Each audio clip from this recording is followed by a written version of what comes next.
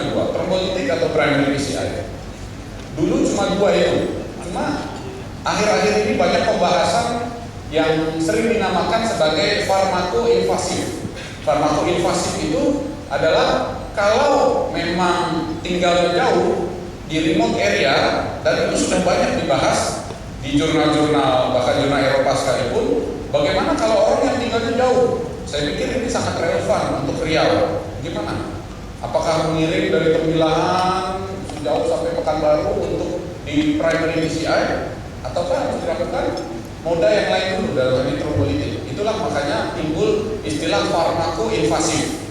Jadi bagaimana pasien-pasien yang tinggal jauh itu yang kira-kira dengan pusat kateterisasi itu lebih dari 2 jam disarankan untuk ditrombolitik dulu. Untuk kemudian setelah trombolitik baru kemudian dikirim ke ruang kateterisasi. Apakah trombolitiknya berhasil atau tidak, tetap disarankan untuk dikirim. Gitu. Jadi itulah yang dinamakan farmakoinvasif yang menurut saya relevan untuk Riau. Karena pembahasan di jurnal itu mereka membahas di daerah-daerah yang memang remote area, bahkan di daerah Eropa, di Amerika memang banyak sekali yang jauh. Data dari Eropa itu 80% masyarakat Eropa itu jarak ke rumah sakit yang memiliki ruang kateterisasi itu 30 menit. Jarak 30 menit ke rumah sakit yang punya kateterisasi itu 80%. Jadi hanya 20% yang betul-betul tidak akses ke ruang CAT itu tidak ada, atau lebih dari setengah jam. Itu sudah luar biasa, 80%. Hanya 20%. Oleh karena itu yang 20% ini pun mereka berusaha membuat satu strategi tersendiri untuk yang 20% ini. Gitu. Bisa dihilangkan? Maksud saya jangan dihilangkan semuanya. Ya, jadi primary PCI ini satu intervensi kateter. Primary PCI itu artinya percutaneous coronary intervention. Intervensi koroner tapi perkutan, tidak operasi. Seringkali kita mendengar dari pasien, ya dok, habis dioperasi. Mana lupa operasinya? Saya kira torakotomi kan, nggak di bypass. Ternyata di operasi untuk pasien itu adalah di kateter maksudnya. Gitu. Jadi seringkali ini bukan bedah, bukan pembedahan, tapi dia invasif tapi non bedah. Itu makanya disebutkan di sini adalah perkutan dan dilakukan STEMI pada pasien STEMI tanpa fibrinolitik sebelumnya. Gitu. Kalau dulu di trombolitik dulu baru dilakukan PCI dinamakan facilitated PCI. Kalau itu kalau berhasil ya, tapi kalau tidak berhasil biasanya namanya rescue PCI. Jadi memang istilah-istilah ini memang ada beberapa yang perlu dibedakan. Dan secara penelitian memang dia banyak sekali meningkatkan survival. Yang paling mudah adalah pasien hilang sakit dadanya pada saat setelah dilakukan primary PCI, yang biasanya butuh waktu pada pasien-pasien trombolitik. Kalau balon wire sudah masuk, balon sudah terkembang, apalagi setelah stent sudah diletakkan, biasanya pasien langsung lega dan ST elevasi langsung turun.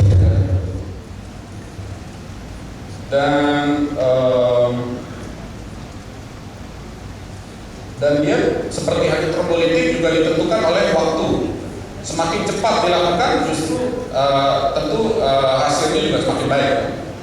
Door to balloon time kalau lebih dari 3 jam justru mortalitasnya juga akan meningkat. Jadi semakin cepat semakin baik. Itulah mengapa pasien-pasien yang memang tinggalnya jauh nggak perlu terlalu, artinya oh ini kita bawa saja nih dari Tembilahan 8 jam ke Pekanbaru nih kita untuk primary PCI tanpa dilakukan trombolitik dulu, tidak, karena mortalitasnya justru besar sekali. Apalagi membawa pasien dengan cardiac shock dengan jarak tempuh yang sedemikian jauh tentu sangat berisiko, gitu. Atau bahkan tidak dibolehkan, gitu. Harus distabilkan dulu.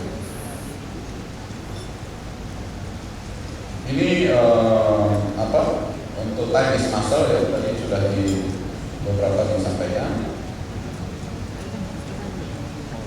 Dan PCI memang lebih baik dari fibrinolitik atau trombolis. Banyak penelitian-penelitian itu. Saya pikir saya tidak perlu menambah bingung kita dengan terlalu banyak grafik.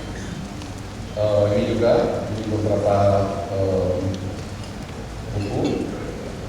Dan politik itu berhasil pada 40-60%, dan primary PCI biasanya lebih dari 90%. Dan mortalitasnya primary PCI itu benefitnya kematian itu dikarenakan karena dia lebih baik untuk membuka.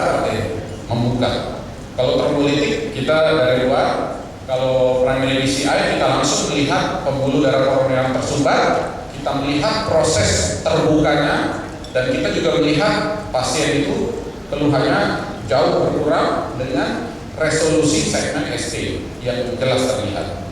Gitu. Bahkan pada pasien-pasien yang katakanlah kita sampai ke satu rumah sakit yang tidak ada fasilitas kateterisasi, terus kita pindahkan ke rumah sakit yang ada fasilitas kateterisasi, ditransfer, tapi tidak begitu jauh jaraknya, kurang dari 1,5 jam atau kurang dari 2 jam, dia masih lebih baik. Dioper-oper, ibaratnya dioper-oper begitu masih lebih baik, asalkan waktunya itu tetap dijaga tidak begitu jauh, gitu, dibandingkan trombolytik. Kalau jauh tentu pilihannya tidak primary PCI, tapi trombolytik dulu, gitu. Nah ini juga sudah banyak dibahas. Jadi masalahnya adalah sebenarnya 3. Pertama adalah presentasi. Jadi apakah pasien itu sejak sakit dada segera melakukan pertolongan? Nah ini tentu masalahnya di pasien, dan tentu saja ini berkaitan dengan status sosial ekonomi, status pendidikan, dan lain-lain. Kadang-kadang apakah pasien dikerok dulu, ya kan? Angin duduk dan angin berdiri, angin saya nggak tahu apalagi istilah-istilah masuk angin dan lain-lain. Nah, jadi banyak sekali delay di pihak pasien yang untuk kita sebagai tenaga medis kita tidak bisa banyak berbuat. Nah, preventifnya tentu dengan melakukan satu edukasi secara massal. Yang kedua, transportasi. Kita memang tidak memiliki transportasi sebaik di luar negeri, dalam hal ini ambulans dan lain-lain, karena banyak pasien kita yang datang ke UGD itu adalah lewat mobil pribadi, kan? Mobil pribadi atau bahkan mobil sewa dulu.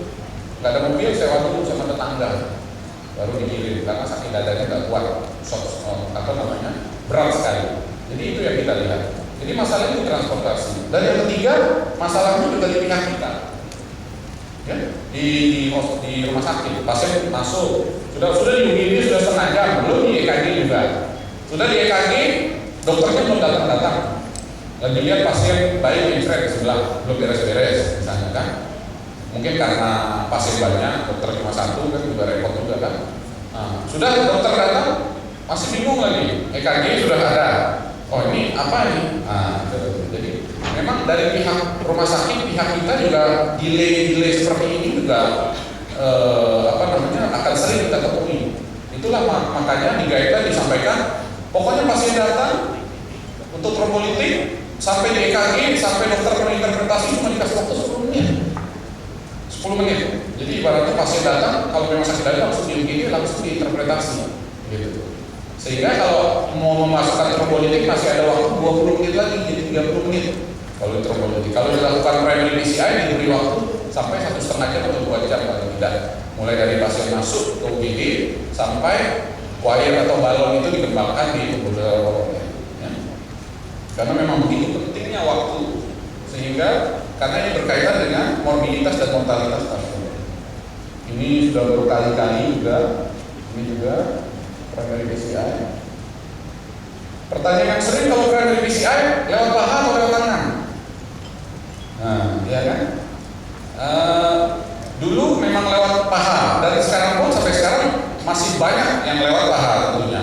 Tapi dikatakan di penelitian terakhir lewat tangan, radial approach, radial artery, dikatakan efektivitasnya sama asalkan dilakukan oleh orang yang berpengalaman, yang sering melakukan. Itu.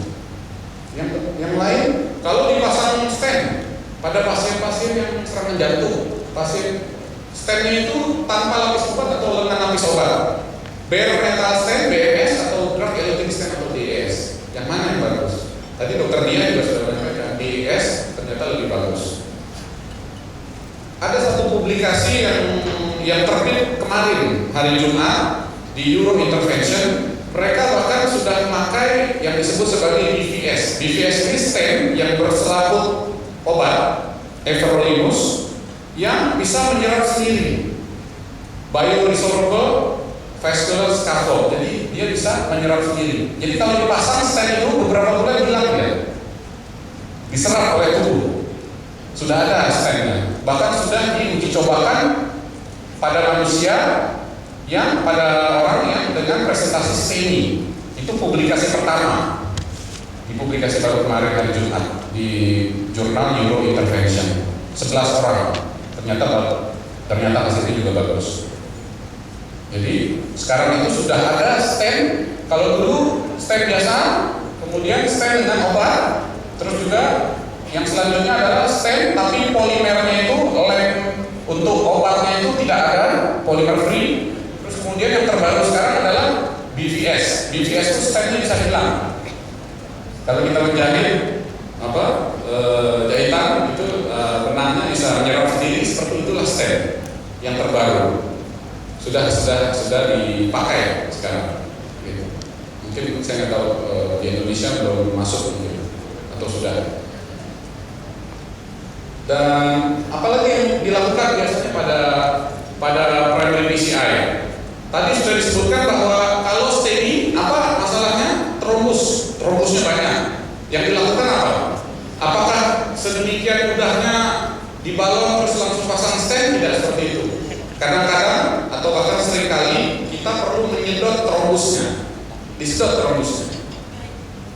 dengan yang dinamakan thrombus aspiration. Ada satu penelitian besar namanya TAPAS trial. Itu ternyata pasien-pasien STEMI yang disedot dulu trombusnya itu hasilnya lebih baik dibandingkan orang-orang yang langsung dibalon dan dipasang stent. Yaitu dengan apa? Dengan alat banyak sebenarnya. Cuma yang familiar, yang paling mudah dan yang sering kita pakai itu namanya thrombus. Jadi ini cuma masuk saja di kateter itu, dia masuk sampai ke koroner, ke tempat yang banyak trombusnya. Terus kemudian disedot dengan melakukan tekanan negatif, disedot ke spetnya. Ada spet khusus. Itu saja. Jadi sederhana itu. Jadi masuk, terus spetnya kita angkat ke atas gini aja. Nanti kan darahnya naik ya sama trombusnya kan, memberi tekanan negatif. Mudahnya seperti itulah. Memang alatnya juga sederhana. Cuma ini aja. Ya ini sambung ke sini. Udah. Kalau dapat trombusnya, pancingannya ibaratnya kita masukkan ke sini. Nah, trombusnya gitu kelihatan. Obat-obat yang diberikan seperti biasa, aspirin, clopidogrel. Tetapi kalau clopidogrel biasanya kita berikan, kalau mau primary PCI biasanya kita berikan bukan 300, 600 miligram. Jadi itu sampai 8 tablet dari clopidogrel untuk hasil yang lebih optimal. Ya. Terus heparin itu diberikan nanti di ruang kateterisasi atau GP2B3 inhibitor, namanya panjang. Intinya adalah obat ini adalah antiplatelet parenteral. Itu gampangnya, antiplatelet parenteral. Seperti aspirin tapi IV. Nah, kita berikan, dulu dia diberikan di UGD pada saat pasien sebelum masuk ke ruang kateterisasi. Saat ini tidak seperti itu. Saat ini kita masuk kateterisasi dulu, dilihat dulu trombusnya banyak atau tidak. Kalau trombusnya banyak, baru disarankan pemberian ini. Atau pada saat dilakukan balon atau pasang stent, ternyata terjadi apa yang disebut sebagai no reflow atau slow flow. Jadi alirannya setelah pasang stent malah nggak bagus aliran darahnya, gitu. Itu bisa terjadi karena trombusnya banyak. Jadi selain disedot dengan thrombus aspiration device tadi, thrombuster, kita juga berikan obat antiplatelet intravena yang dinamakan GP2B3 inhibitor. Ada 3 macam. Biasanya kita berikan. Nah, ini detail-detail baca sendiri lah ya, yang kalian begini ya. Nah, ini lebih teknis juga sebenarnya. Kalau di kateter orang STEMI, serangan jantung STEMI, pas di kateter nyumbat 3-3. Nah, apa yang mau dikerjakan? Kirim ke bypass bisa. Mau dikerjakan dulu yang membuat dia serangan jantung yang sebelah mana, kiri atau kanan, LAD atau left circumflex bisa juga. Ataupun dikerjakan satu yang membuat serangan jantung, nanti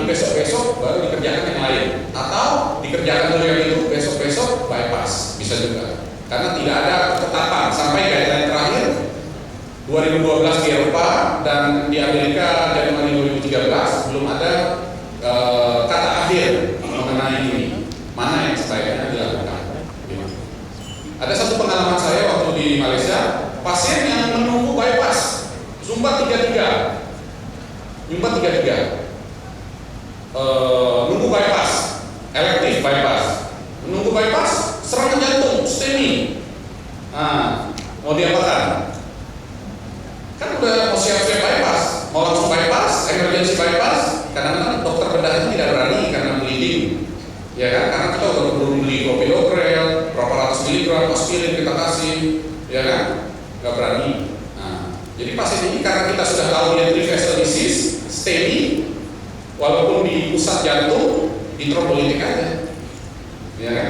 Ditrombolitik, ya tentu dengan efektivitas yang tidak begitu besar lagi, harapannya justru berhasil. Kalau berhasil, nanti dilakukan elective bypass selanjutnya dengan inpatient, jadi pasien dirawat di ruangan, jangan disuruh pulang dulu karena pasien ini resiko tinggi, gitu. Karena pada pasien yang mau, pasien CA trifacial yang mau bypass itu Oke, saya lanjut. Nah, contoh kasus saja ya, ini sebentar. Ini pasien kami, 71 tahun, sakit darah.